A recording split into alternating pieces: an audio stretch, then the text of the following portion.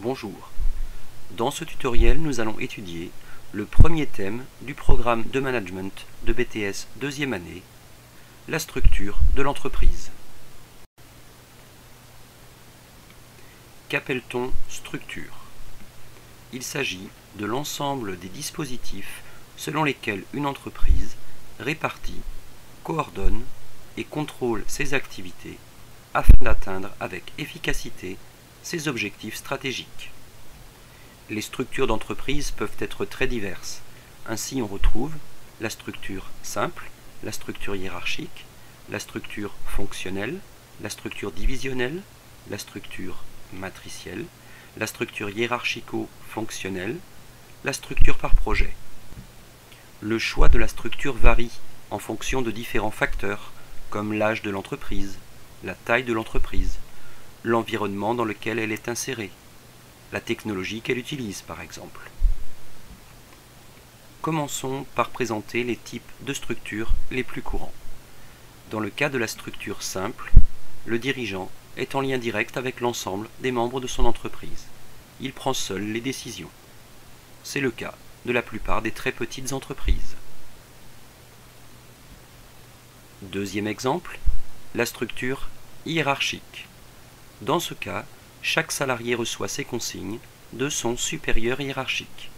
Cette structure a l'avantage d'être simple, de proposer une répartition des tâches claire, mais reste assez rigide et peut être lente dans la prise de décision. Dans l'exemple, on observe que le personnel du service paye reçoit ses consignes du directeur du personnel, qui lui-même dépend de la direction générale. Autre exemple, la structure fonctionnelle. Celle-ci repose sur les principales fonctions ou pôles de compétences de l'entreprise. Dans ce cas, chaque salarié peut recevoir des ordres de plusieurs responsables. Par exemple, les personnes de l'atelier 2 peuvent recevoir des ordres à la fois de la RH, mais aussi de la production et également de la direction commerciale. Ce type de structure est fréquent dans les PME. Quatrième exemple, la structure divisionnelle. Celle-ci repose sur un découpage de l'activité par type de client ou par zone géographique ou encore par produit. Dans la structure divisionnelle, l'organisation est très décentralisée puisque chaque division, exemple la division Europe ou Asie ou Amérique du Nord, gère ses propres services en toute autonomie. Ce type de structure convient pour des entreprises ayant des activités à l'international ou ayant plusieurs domaines d'activité stratégiques. Cinquième exemple, la structure matricielle. Celle-ci combine deux critères, les fonctions, ici par exemple fabrication, vente, R&D, finance, et les divisions qui peuvent être par zone géographique, par produit ou dans notre exemple par projet. Ainsi est organisée l'activité de l'entreprise. On constate dans ce cas qu'un salarié sera placé sous une double autorité, un chef permanent et un chef lié au projet. On peut retrouver ce type de structure dans une entreprise de travaux publics qui pilote régulièrement des projets différents. Sixième exemple de structure, la structure hiérarchico-fonctionnelle. Comme son nom l'indique, elle combine à la fois la structure hiérarchique et la structure fonctionnelle.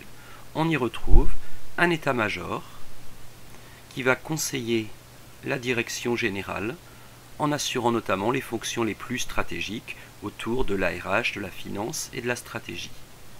On y retrouve par ailleurs une ligne hiérarchique chargée des tâches d'exécution. Sur le thème des structures, deux auteurs sont incontournables. Le premier, Henri Mintzberg. Ses travaux portent sur les structures des organisations avec les facteurs de contingence et sur les stratégies des organisations. Ainsi, selon Mintzberg, toute structure est composée de 5 composantes. Le sommet stratégique, c'est l'organe de direction de l'entreprise.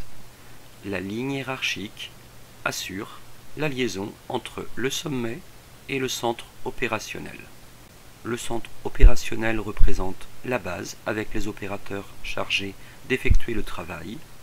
La technostructure, elle est chargée de la planification, des procédures, du contrôle. Elle est composée d'experts, d'analystes. Et enfin, les fonctions de support logistique comme la communication, le système d'information de l'entreprise, la RH, le transport notamment. Deuxième auteur incontournable, le japonais Masahiko Aoki. Il s'est intéressé à l'organisation des entreprises et aux mécanismes d'information. La théorie pour laquelle il est le plus connu concerne la firme A et la firme J. La firme A, pour américaine ou encore occidentale, se caractérise par un mode de coordination hiérarchique qui sépare les opérations de conception et d'exécution. Elle cherche essentiellement les gains de spécialisation et sa division des tâches reste très rigide. A l'inverse, la firme J, comme japonaise, se caractérise par une coordination horizontale entre les unités opérationnelles. Elle partage davantage les informations et les compétences. Pour l'auteur, l'entreprise J est plus efficace et mieux adaptée aux environnements turbulents ou incertains. Entrons dans la deuxième partie.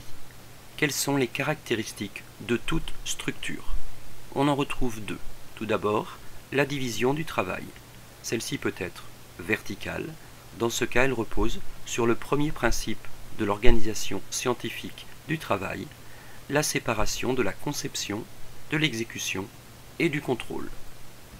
Mais la division du travail peut également être horizontale, et dans ce cas, elle repose sur le second principe de l'OST, la parcellisation des tâches. Dans ce cas, chaque salarié est très spécialisé et n'effectue qu'une infime partie du produit fini. La deuxième caractéristique de toute structure concerne son degré de centralisation. Ainsi, on distingue l'organisation centralisée, dans laquelle le dirigeant prend les décisions seul, et la structure décentralisée. Dans ce cas, il y a autonomie dans la prise de décision pour les différentes unités qui constituent l'entreprise. On retrouve ce cas dans les structures divisionnelles. Abordons pour terminer la dernière partie de ce premier thème avec les mécanismes de coordination. Selon Mintzberg, il existe 5 mécanismes qui permettent la coordination des activités au sein de toute entreprise. Tout d'abord, l'ajustement mutuel. Il s'agit ici des simples échanges informels, par exemple lors d'une discussion entre un artisan et son apprenti. Deuxième mécanisme de coordination, la supervision directe. On la retrouve notamment par les ordres donnés à un chef d'équipe, à son équipe. Troisième mécanisme de coordination, la standardisation des procédés. En effet, la création de modes opératoires, le respect de procédures facilite la coordination de l'entreprise. Quatrième mécanisme de coordination, la standardisation des résultats. Celle-ci peut passer par la fixation d'objectifs, le respect d'une norme, comme la norme ISO, pour atteindre un niveau de qualité d'un produit fini. Cinquième mécanisme, la standardisation des qualifications. Par exemple, dans un hôpital, la formation et les diplômes permettent de définir clairement les tâches du médecin, de l'infirmière ou de l'aide-soignante. Voilà, nous avons terminé le premier thème sur les 11 du programme de management de BTS, deuxième année. Bon courage et bonne révision.